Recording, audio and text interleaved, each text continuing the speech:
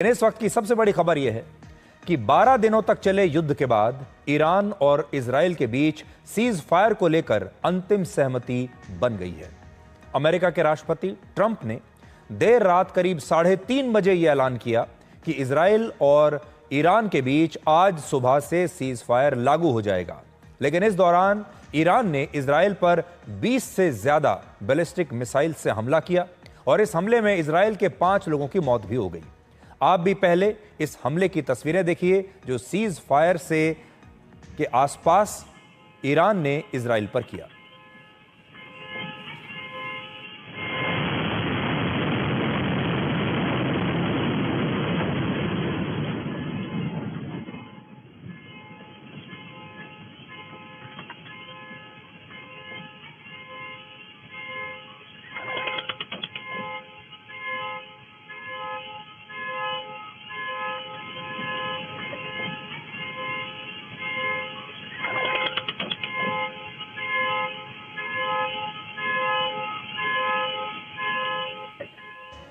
तो इस हमले के बाद इजराइल ने भी सीज फायर का उल्लंघन करते हुए तेहरान की एक रेडार साइट को अपना निशाना बनाया और कहा कि अगर ईरान ऐसे हमले जारी रखेगा तो फिर इजराइल भी सीज फायर को मानेगा नहीं।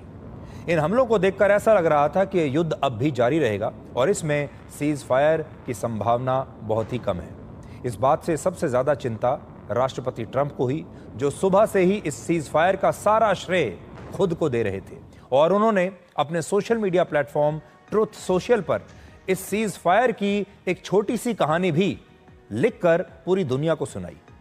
उन्होंने बताया कि इजराइल और ईरान दोनों एक साथ उनके पास आए और उन्होंने शांति के लिए राष्ट्रपति ट्रंप से अपील की और इसके बाद ट्रंप ने यह देखा कि इस युद्ध की विजेता पूरी दुनिया और मिडिल ईस्ट है और ईरान और इजराइल दोनों देशों का भविष्य महान संभावनाओं से भरा हुआ है। इसलिए उन्होंने मध्यस्थता करके सीज फायर को लागू करा दिया। ये उन्होंने सोशल मीडिया का पोस्ट है, मैं आपको बड़ी स्क्रीन पर दिखाता हूं जिसमें आप यहां पर देख सकते हैं, जिसमें वो ये कह रहे हैं कि I knew the time was now, the world and the Middle East are the real winners. अगर ऐसा हो जाता है तो फिर ये दुनिया की जीत है और ये मिडिल ईस्ट की जीत है।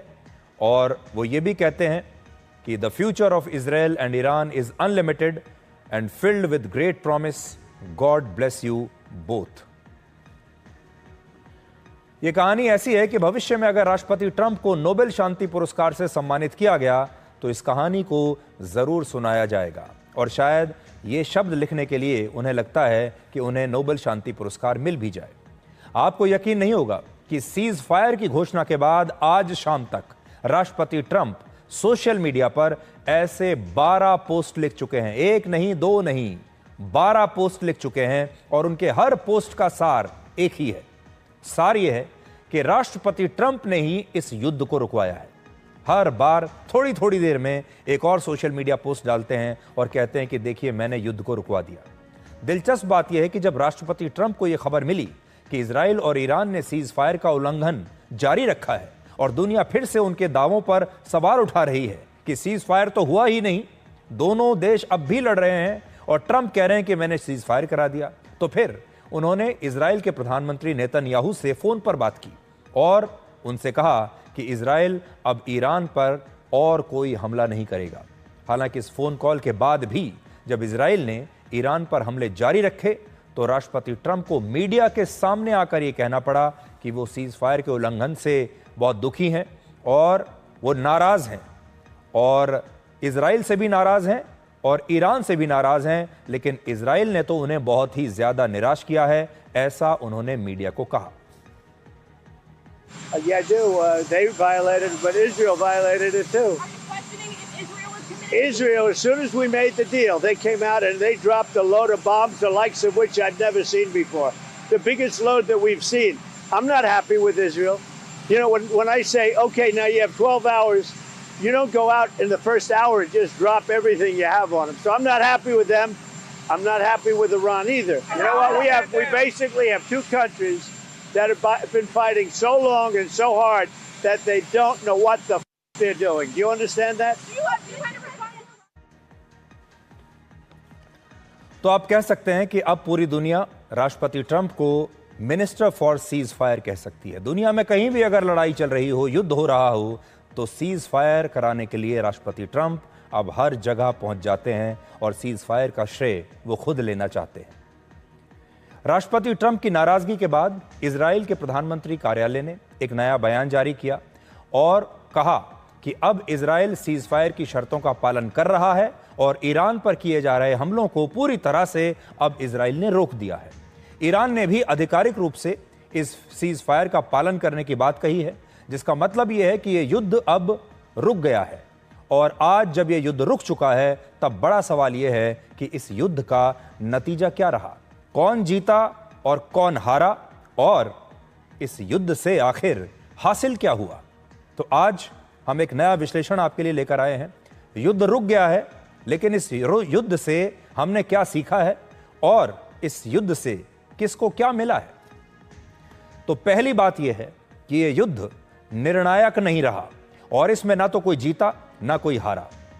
दूसरा, अमेरिका और इजराइल का दावा है कि उसने ईरान को परमाणु शक्ति बनने से रोक दिया है और उसके न्यूक्लियर प्रोग्राम को जड़ से खत्म कर दिया है। इजराइल ने इसी मकसद से इस युद्ध को शुरू किया था और आप कह सकते हैं कि इस मकसद में इजराइल को कामयाबी मिल गई है। जो मकसद, जो लक्ष्य उसने रखा था, वो उस लक्ष्य में कामयाब रहा। चाहे जीत और हार अभी भी एक विवाद का विषय हो सकती है, लेकिन अपने लक्ष्य को उसने हासिल कर लिया।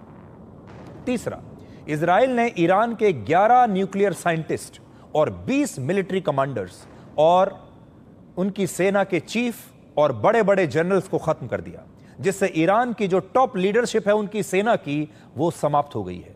हालांकि ऐसा नहीं है कि ईरान इस युद्ध में बुरी तरह से हार ही गया हो। इस युद्ध के बाद भी 86 वर्ष के आयतुल्लाह खामनेई ही ईरान के सुप्रीम लीडर बने रहेंगे और इजराइल खामनेई को हटाने में नाकाम रहा। चौथा, ईरान ने इस युद्ध में यह भी साबित कर दिया कि वो इजराइल के एयर डिफेंस सिस्टम को भेदने में सक्षम है। तो यह एक बहुत बड़ी बात ईरान ने की है जो शायद और कोई नहीं कर पाया।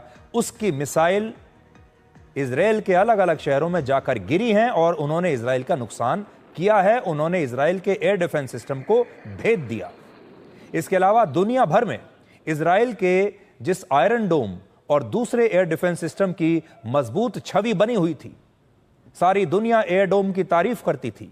अब उस एयर डोम और एयर डिफेंस सिस्टम को नुकसान पहुंचा और इसकी वजह से इजराइल की छवि को नुकसान पहुंचेगा और ये जो एयर डोम है, उनका एयर डिफेंस सिस्टम, इसके खरीदार दुनिया में अब कम हो जाएंगे।